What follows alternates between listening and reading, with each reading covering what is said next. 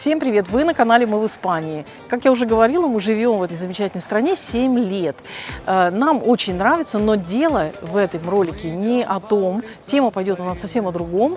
Цены в Испании очень сильно подорожали. Сейчас на пороге 2025 год, и мы реально сравним с теми ценами, которые были на старте, когда мы только сюда приехали. А вы не забывайте ставить свои комментарии, писать, ставить лайки и подписываться на наш канал. Поехали!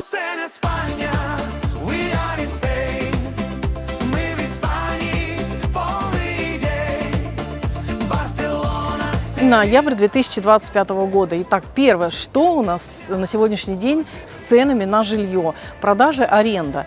Цены на жилье продолжают расти стремительно. Средняя стоимость квадратного метра, как гласят официальные источники, составляет приблизительно 2100 евро за квадратный метр. Арендная плата выросла почти на 10%, особенно в крупных городах и на побережье. Но это мы видим наглядно на примерах тех строительных объектов, которые находятся вокруг нас, на нашем побережье. Поэтому я могу констатировать, что действительно цены на строящееся жилье выросли, но и на вторичку тоже. Многие квартиры исчезают с рынка долгосрочной аренды, а владельцы переходят на краткосрочную аренду или вообще снимают с аренды. Но это изменение в законодательстве. В связи с этим люди, конечно же, чувствуют себя не столь защищенными, которые сдают квартиры в долгосрочную аренду, и предпочитают уйти в краткосрок или вообще не сдавать свое жилье. Для иностранцев ужесточены налоги. При покупке недвижимости есть предложение увеличить их до 100%. Но это пока только предложение, но скорее всего, что это будет именно так. Налога для нерезидентов. Есть предложение до 100% увеличения налога для нерезидентов, чтобы ограничить спекуляцию. Вот так мотивирует повышение этого налога. Далее, налоги в государственные сборы. Введен новый налог на пустующие дома, чтобы стимулировать сдачу жилья. Вообще, я не знаю, насколько это решит эти проблемы, но тем не менее я вам просто говорю то, что гласят официальные источники. НДС на туристические квартиры подняли до 21%. Для арендодателей предусмотрены налоговые льготы, если они сдают жилье по, в кавычках, справедливой цене. Какая она справедливая цена, где ее найти, что, непонятно. То есть это не уточняется. Если вы знаете, кстати говоря, какая цена справедливой аренды, пишите внизу в своих комментариях. Коммунальные услуги. Следующий пункт. Коммунальные услуги тоже подорожали, дорогие друзья. С того стартового момента, когда мы только приехали сюда проживать, я могу точно вам сказать, что цены выросли практически на все. И на коммунальные услуги тоже. Электричество, газ, вода подорожали. В среднем рост составил 8-12%. Насколько я, по сравнению с прошлыми периодами, насколько я понимаю, это тоже зависит от коммунидада, от провинции, от жилья и так далее. Причины очень банальные. Это мировые энергетические рынки и новые экологические нормы. В некоторых городах, правда, действуют субсидии для малоимущих, но насколько это помогает, думаю, что не очень.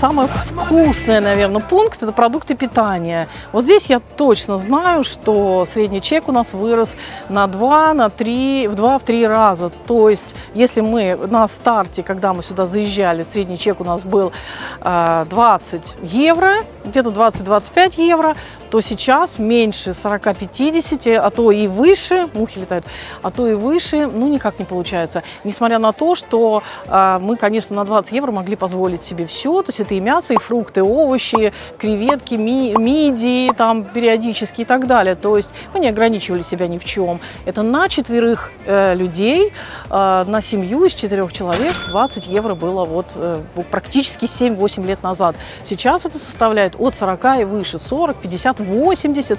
Все зависит от магазина. Допустим, Lidl может быть подешевле, Mercadona подороже, Carrefour еще дороже. В общем, как-то так. Тем не менее, я не скажу, что мы стали есть больше, где-то мы пересмотрели питание, больше оптимизировали свои траты, но средний чек действительно, дорогие друзья, вырос. Цены на базовые продукты сильно выросли с 2019 года. Опять же, по официальным источникам могу сказать, что корзина продуктов подорожала примерно на 38%. Ну, в марте 2025-го средняя корзина подорожала на 0,55%. То есть подорожание идет регулярно, особенно сильно дорожает, как вы думаете, какой продукт? Вот какой продукт подорожал больше всего в Испании? И вчера я смотрела новости, и именно про это там тоже говорили. Нет, это не молоко, это не хлеб, это не мясо, это яйца.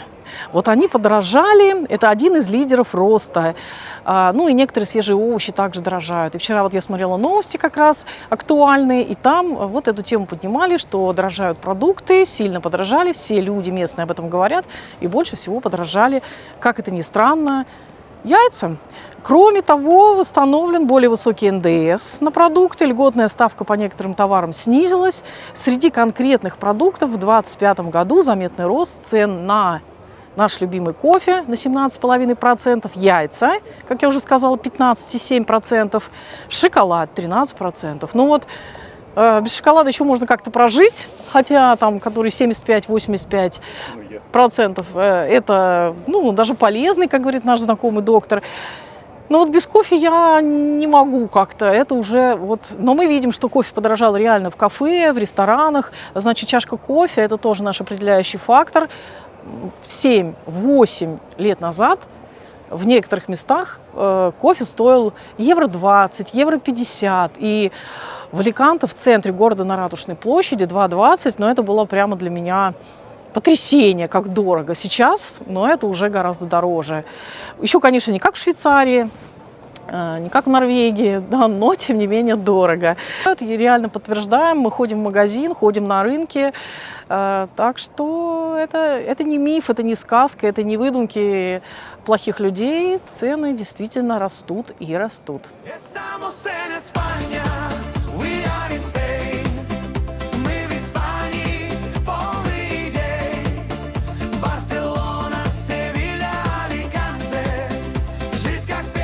А для тех, кто любит конкретику, я зашла на сайт Идеалиста и посмотрела цены на аренду двухкомнатных квартир в провинции Аликанте. Вот что я нашла. Например, квартиры 2 комнаты могут стоить 950, 850, 800 и больше евро в месяц. И сейчас вы можете это видеть. И 1500 евро в месяц, и 750. То есть эти примеры показывают, что аренда двухкомнатного жилья в провинции Аликанте может быть довольно дорогой. Особенно, если вы ищете квартиру не только на окраине, но и поближе к побережью или в популярных, спокойных районах. И да, это не исключение. На Идеалиста много таких объявлений. Так что, если вы думаете, что аренда здесь дешевая, то будет полезно посмотреть реальное положение дел. Дальше я решила посмотреть то, что особенно популярно среди молодежи, это аренда комнат. И здесь картина такая же. Цены заметно выросли за последние годы. Если раньше похожие варианты можно было найти за 150-250 евро, то теперь вы сами видите, стоит значительно дороже. И это не единственный случай, а уже общая тенденция. К тому же дешевые варианты, которые все-таки появляются чаще всего, напомню, могут находиться в не самых благополучных районах, где комфорт и безопасность оставляют желать лучшего.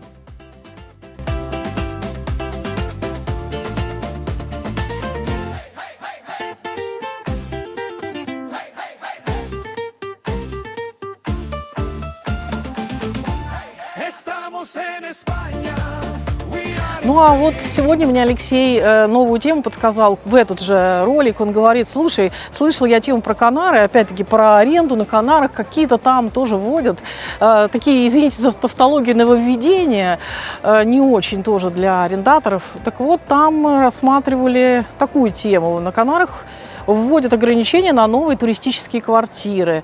То есть новый закон предусматривает, что новые жилые дома не могут быть легализованы сразу как туристическое жилье. То есть если вы купили, сразу вы сдавать их в аренду не можете и зарабатывать деньги, там срок окупаемости рассчитывать на какую-то прибыль, что вот сейчас у вас там 10 лет окупится жилье, потом я приеду и буду снимать сливочки, значит, жить. Максимум допустимой туристической жилой застройки в жилой зоне до 10%. Это про Канары мы сейчас говорим. В некоторых островах канарских до 20%. То есть надо уточнять, где что. Закон также требует, чтобы квартиры имели минимум 35 квадратных метров. Наверное, маленькие сдавали, студии какие-то по 20. И возраст был не менее 10 лет. То есть такое жилье с историей, с легонцухи, то есть с легенькой историей. Не сейчас, которые будут построены в 2025 году, а так вот 14-15 год. То есть их уже сдавать можно. А вот новое жилье сдавать по какой-то причине нельзя. В то же время Канарский суд вынес решение: туристическая аренда, включая квартиры, считается экономической деятельностью, а не просто доходом от капитала. Значит, это может изменить налогообложение туристической недвижимости и влияние новых законов на доход владельцев. Этот моментик стоит уточнить, конечно же, но, тем не менее, дым без огня не бывает. Мы услышали такую новость. Какие-то вещи к рассмотрению, какие-то могут быть уже приняты. Но, опять-таки, повторюсь, как раньше говорил наш знакомый риэлтор, все-таки в Испании на побережье приобретать недвижимость с целью получать прибыль, то есть зарабатывать на этом как на инвестиционных объектах и получать доход стабильный. Все-таки он говорил, что не рассматривайте, ребята, это не инвестиции. Потому что законы меняются, опять-таки геополитика, экономика и различные процессы, происходящие в той или иной стране. Плюс, конечно же, срок аренды, когда люди сюда едут, это 3-4 месяца. Круглогодично сдавать это долгосрок. Долгосрочная аренда, она более низкая в месяц. Опять-таки нужно это все регистрировать, получать какие-то, как-то юридически все это делать. То ли через маклеров сдавать, то ли самостоятельно, как-то юридически оформлять все это, платить налог, обслуживать. Очень много мы слышим, что то, что сдается на краткосрок, портится имущество, там что-то разбиваются, воруется, портится, рисуется детьми или там портят собачки. В общем, это требует регулярного обновления, реинновации, траты.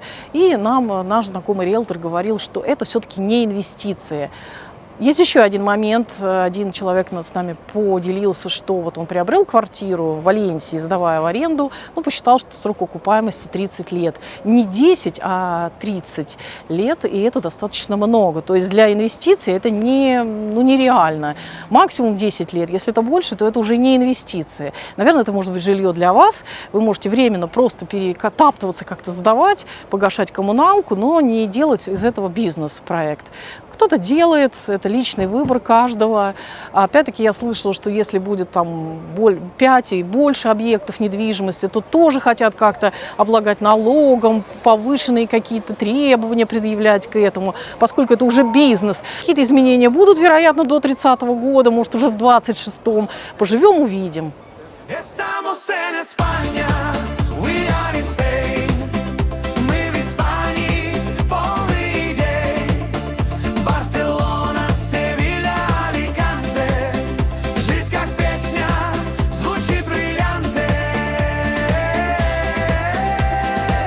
Итак, какой же итог нашего с вами ролика сегодняшнего? Жизнь в Испании в 2025 году на 2025 год реально подорожала. Рост цен ощутим во всем, начиная от аренды на жилье и заканчивая продуктами питания. На Канарах усиливается контроль над туристической арендой, что может изменить рынок недвижимости и доступности жилья для туристов и местных. Тем, кто живет в Испании или тем, кто собирался переехать, просто учитывайте эти факторы. Если вы хотели зарабатывать на этом, тоже делайте определенные выводы, изучайте законодательство. Всем удачи, добра, хорошего настроения. Пишите свои впечатления, подписывайтесь на канал, ставьте лайки. Увидимся вновь. С вами Татьяна, канал «Мы в Испании». Адьос, амигос. Чао-чао. Пока-пока.